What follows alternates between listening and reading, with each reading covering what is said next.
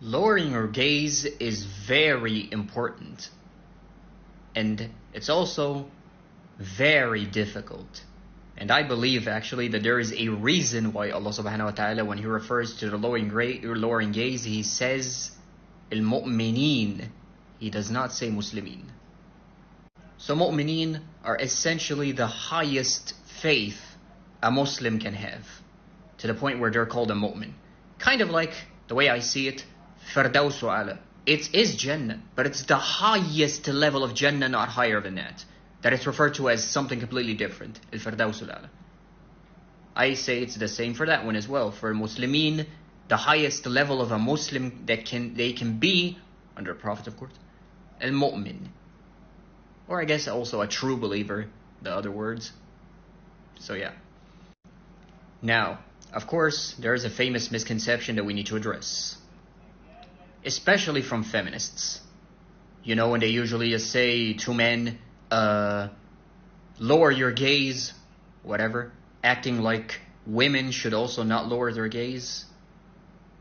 It's both, by the way. Yes, it is harder for men, no question about that. It's definitely harder for men to lower their gaze than it is for women. But that does not mean that women should also not lower their gaze.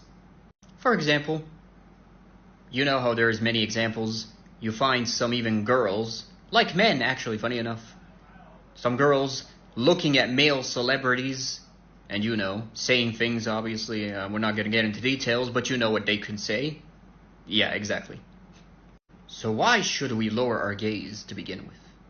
Because there's something called the zina of the eyes. There's also the zina of the ears, the zina of the hands and whatnot, but we're getting to the eyes. There's called the zina of the eyes. That's the hardest one to control, because you can see where this is going. So this is a general rule, and it always happens, no matter what. What happens when you gaze at someone? Your eyes naturally drift towards the private parts. That's also mentioned in my book, by the way. They naturally drift towards the private parts. Why? And by the way, yes, even if they're wearing 30 layers of clothing, if you stare at them, notice the key word, stare, it will naturally drift towards the private parts. But they're wearing 30 layers of clothing. Literally no outline of their bodies are revealed. Doesn't matter. There's a reason it's called the zina, adultery of the eyes. Because when you keep staring at them, no matter how many times you try to fight it, your mind will start to wander on what they look like under these clothes. Do you see my point? That's why it's called the zina of the eyes. And it definitely is a gateway towards adultery or zina. But it's not just a gateway, because a lot of people assume it's just a gateway. No, it's also a sin in of itself to not lower your gaze. Like I said, to me, I believe there is a reason Allah subhanahu wa ta'ala said mu'mineen and did not say muslimin, the ones that lower their gaze. Subhanallah. Because let's be real, how many of us guys practice lowering their gaze? Some of us don't practice it at all, which is a lot of us. Some of us, actually a lot more of us, I believe, do practice lowering their gaze, but only when it comes to certain articles of clothing. You get what I mean. For example, men thinking it's okay to look at a woman that's wearing hijab. To stare at them. Yes, I mean stare at them. Not look at, no, stare. It's okay, because she's wearing, like the whole thing we just said, 30 layers of clothing, doesn't matter. You're still going to imagine what they look like under it. That's how it works. Or of course, like I said, basically those that only practice it when the woman is actually just, well, naked, basically. But if it's half naked, maybe. If it's not naked at all, completely modest clothing, you can stare at them all you like. No, you can't. Like we said, misconceptions. Subhanallah.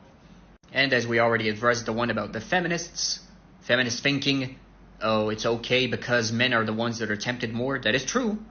But that does not mean that women should still not lower their gazes as well. Now to address one of the most famous misconceptions also mentioned in my book.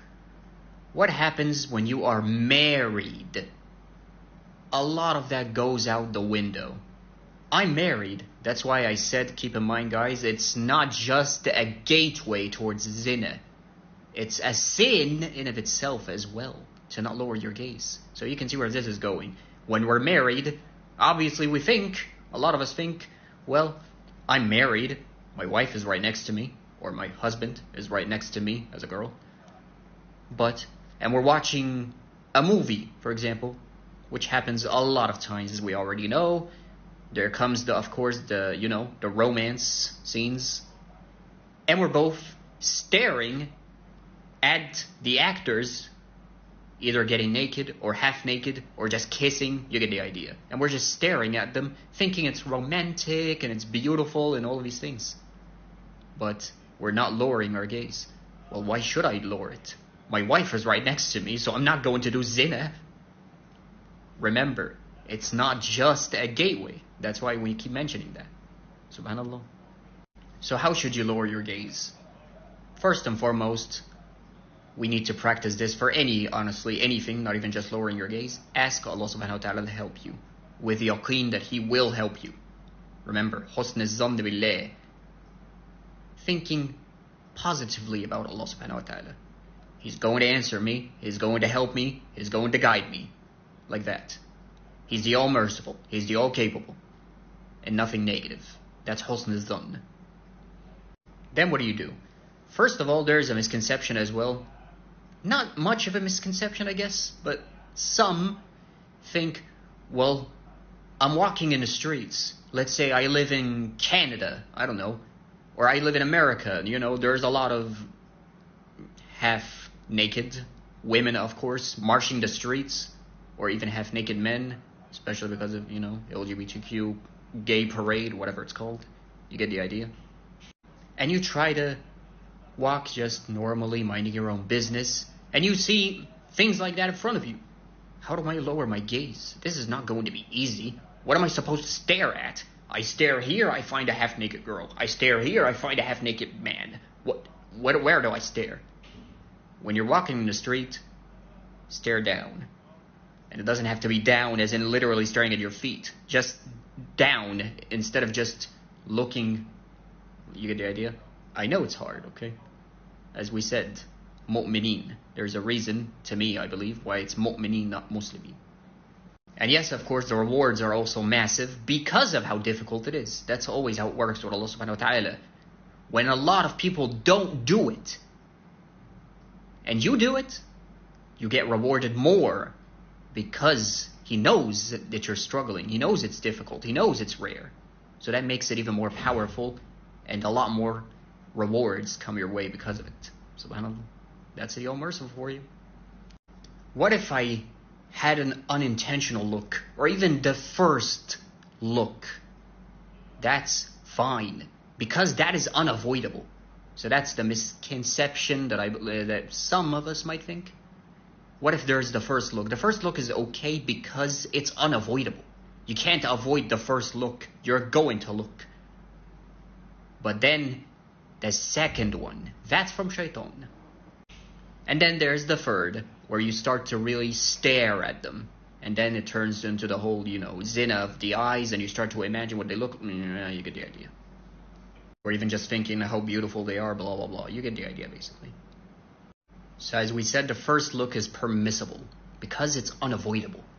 Remember, Allah's the all-merciful, guys. No matter how many things we can think, the test is so difficult. This is just too much. Allah doesn't burden us so more than it can bear, and He's still the all-merciful. So things that are unavoidable, you're not held accountable because they're unavoidable. Do you see what I mean? So the first look is permissible. It's okay. It's when it gets to the second, because you're walking down the street, as we said, or whatever, looking at the internet, and your eyes land on something that is inappropriate, or even not appropriate, but you know what I mean. You're staring, basically. Or just, you saw something. It's inappropriate, you drift away in your eyes. You will start to have what? You're going to start to have thoughts. What did they look like again? I wonder what they look like. Maybe I should take a second look just to make sure. Was it actually what I saw? Oh my God, did I actually see what I thought I looked at? That's shaitan. He gives you curiosity, but it's actually, and it's harmless, but it's actually, no, to get you to look back at them, so the zina of eyes start to activate and you get the idea. And some of us can even, just from that zina of eyes, start to do, you know what. Because ironically enough, guys, a lot of us, when they're trying to, let's say, tackle pornography, you know, the most famous sin probably that exists, because of how dangerous any place can be and can literally just lead you to pornography just like that. The internet is just infested with them.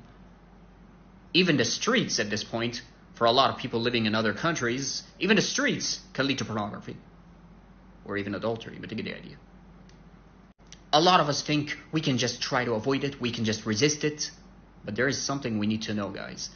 Watch my video about the one with the steps of shaitan if you want to get to that one in detail. But for the time being, we're just going to say, you need to tackle the first step of shaitan. Which, remember, the first step is listening, not doing what shaitan whispers to you. It's just listening and acknowledging it. Not hearing it, no. Listening as in paying attention, basically. Acknowledging. So what is the first thing we need to tackle when it comes to these things? You lower your gaze. Because when you don't lower your gaze, your zina of eyes activates. And when your zina of eyes activates, what can that lead to? Yes, for a lot of us, it's not strong enough, it's not going to lead to adultery. But 100% it'll be strong enough to lead to pornography. And you know it. So yeah. That's how. Again, I know it's difficult. But hey, again, in my opinion, I believe that's why Allah said mu'mineen, not muslimin. Subhanallah. So remember to lower your gazes, guys. Even if you're married. Both the man, the husband, and the wife. Lower your gazes. Well, we're watching a romantic movie. Watch the romantic movie. What's wrong with that? But when it comes to the sexual scenes, lower your gazes. Even just look at each other, but lower your gazes. And by the way, yes, there's zina of the ears as well. So if you hear the sexual scenes, skip them. You get the idea, because it's still zina of the ears and there's zina of the hands, and you get the point. So obviously don't try to listen to the, you know, as well. And I would honestly say that's probably the most famous misconception of all. The one when someone is married and they don't lower their gazes anymore because, well, they're married. No adultery here. But remember, that's why we keep saying it is not just a gateway sin. It is a sin in of itself. So yeah. Subhanallah. Also, one last thing. Don't listen to feminists that tell you, well, tell you girls, I mean, that you shouldn't lower your gazes or whatever, basically, and it's men that look, no. Yes, it's different for men and different for women. Men are more tempted. But that does not mean that women should not also cover their eyes. So yeah.